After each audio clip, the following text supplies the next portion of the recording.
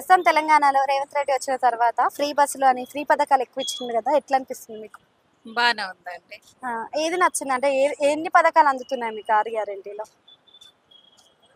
ఈ free bus అందుతుంది, free current, free current. 500 రూపాయల గ్యాస్ అది ఇంకా నాకు రాలేదండి. అప్లై చేసిండ్రా?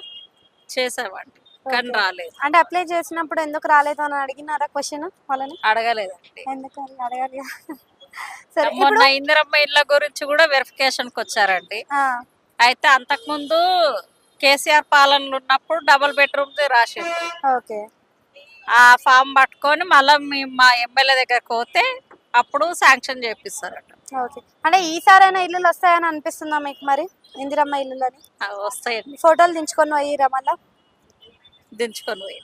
ఓకే. అంటే కేసీఆర్ ప్రభుత్వం 10 ఏళ్ల పరిపాలన చూసినారు, అందులో ఫ్రీ పథకాలు అయితే ఏం పెట్టలేదు. మరి ఈసారి ఫ్రీ పథకాలు పెట్టినారు, ఆయనది నచ్చిందా ఈయనది నచ్చిందా అంటే ఏం చెప్తారు? మీకు అనిపిస్తుంది కదా అరే ఫ్రీ బస్ బాగానే ఉందన్న, బాగోదు. ఫ్రీ బస్ ఉండడం వల్ల మనకి పప్పు ఉప్పు నూనె వీటి మీద రేట్లు పెరుగుతున్నాయి, మరి తీసేస్తేనే మంచిగా ఉంటుంది, అప్పుడు అవి రేట్లు తగ్గుతాయి కదా, మరి ఉంచాలంటున్నారు.